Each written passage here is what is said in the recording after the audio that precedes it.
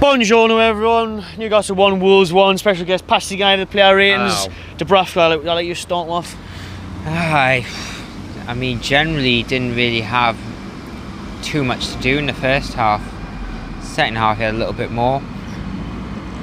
He hasn't been too great this season, I must admit. But yeah, he gets rewarded with a 6 years. But then again, we didn't even touch on the review actually how shit he was, and that why on earth is he slapping that out there? That's a totally unavoidable goal. Yedlin's right behind him with clear. He should punch it if he's going to go for it. Dubravka for ages, like he's like collection when crosses come in, he is so shaky. Like this has been him for ages. Loads, haven't we? But then again, no one, everyone's the standards of all the whole side's just deteriorated. As for Dubravka, I'll have to give him a 5, to be honest. I'll go Yedlin. I thought he did alright today. Yeah, he was getting up and down. Yedlin. I don't really know much more to say about Yedlin, to be honest. I thought he had a good game. He was getting up and down. He was like helping out in attack. Like, wasn't out special, but I thought he had a good game. 6. Yeah. Fernandes. Fernandes, I thought had a good game. Come in, obviously with the injury to Shaw. I've been rating him, like every time I've seen him this season, like he hasn't disappointed us. Like, Did well against Leicester on the cup. Yeah, I think he is a good inclusion. Like maybe he's not as a week in week out starter, but when he does come in, I think he plays really really well. He had a decent game the other day. Probably about another 6. Yeah. Kieran Clark. Kieran Clark. Didn't really notice him too much, to be honest. I mean, I think good sliding tackles. Good sliding tackles. I think I thought he did well. He did the basics right. Yeah. I mean, what else can you ask for? 7. Captain leader of the cells. Power and header. Organising at the back. About time you got a goal. When was the last goal? You said January 2018, was it? Yeah, I was thinking because we're against Burnley. You were front, better than Julian. Well, I think we've got 6 top scorers now. Good point, mate. The cell was good today. I'll give him an 8. But also, I noticed that Wolves' early doors were targeting him, and he was remonstrating with the ref about, they're targeting me, they're trying the fouls and all whatnot. And he did tug on a thingy actually at the end where they went to VAR. I was surprised that wasn't a penalty, to be honest. Yeah. I'd also like to just say about Lascelles, he was the only one that came around and applauded the fans. That fucks me off. That's shite, especially after that. And like fair play to him, but as the captain he should be. But why is he not like rallying everyone else? Just be like, how? Didn't he fucking dare go down that tunnel? Come here and $40 on a Sunday if that's shite. Well, it's just, I guess it's just a worry. I mean, if you think Bar Perez, Diarmi and Rondon, these are pretty much the same players that grafted their asses off for us and we all fell in love with the past couple seasons. But it's just Jarrett Williams. Similar to Yedlin. I thought like both of them had like quite similar games, getting down the wing, helping out in attack. Not too bad in defence. He didn't.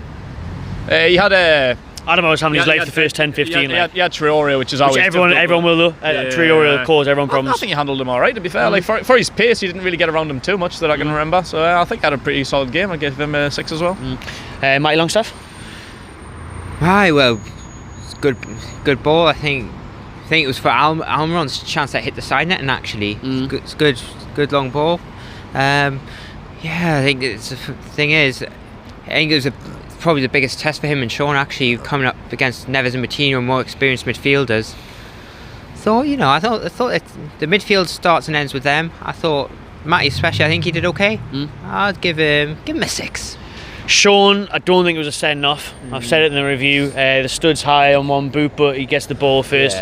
Modern day though, you see them giving. He just he loses control, doesn't he? I mean, it's just, especially the rules nowadays. It's hard to call. I mean, if you lose control, studs up.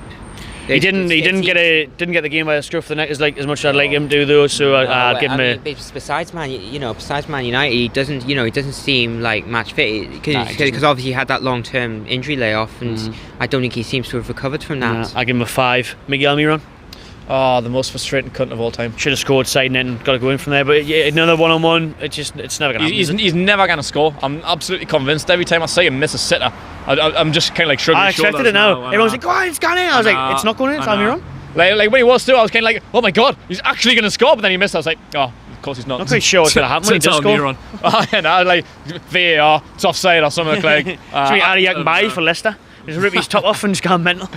He is so frustrating because, like, similar to what we're saying about Joelinton, like, you can tell there's a player in there somewhere. You just need to, like, pull it out of him. Like, you need to, like unveil his potential. Like, he'd be bring much it to the better surface. at a team like Arsenal or something. You'd be giving freedom. Yeah, it could be. But for now, it looks like his talent's shoved deep down, and someone needs to just bring it up out of him. But, I don't know.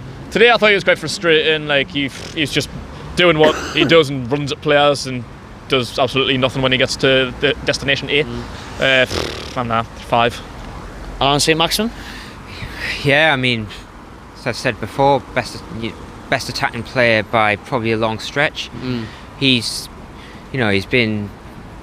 shown what hasn't been seen of us much all season. He's the only one who just runs at opposition players.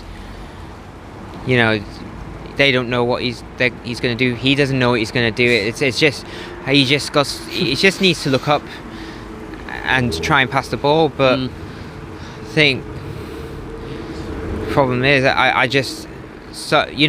were times even in our own half he seemed to have lost the ball a bit. You know, didn't lead to much dangerous, but. You know, if that led to a Wolves goal, I could see another Pardew Ben Arthur episode happening between him and Bruce. Because you think about it, Bruce didn't handle Ben Arthur very well at Hull. I just don't know how he's going to handle St. Maximin personally. Good point. We've gone back.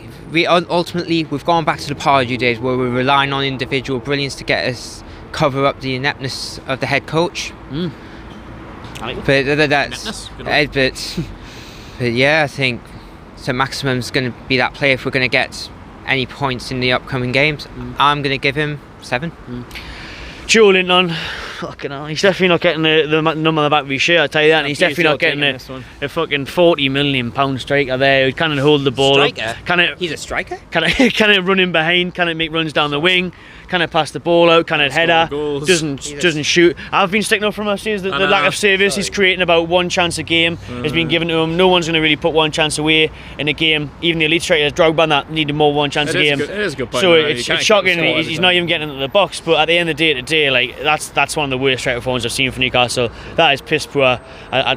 I give him a 1. I don't even want to give him the 1 for. The furthest and quickest I've seen him run, I think it was after the goal and like the ball was booted up and went out of play and he went to collect it. Like he fucking sprinted to the sideline about 40 yards. I was like, why didn't you do it when Maximin's got the ball looking for a fucking option? Fucking hell, that's literally the furthest and quickest I've seen him move all day to collect the ball for a fucking kick-off. So how are you, man? I'm sorry, he's a striker? Sorry, is he actually a striker? He doesn't look it, does he? Yeah, it's news to me. I mean, he's not at all. Well, I mean, where would you play him? Personally, you know, he seems to run a lot.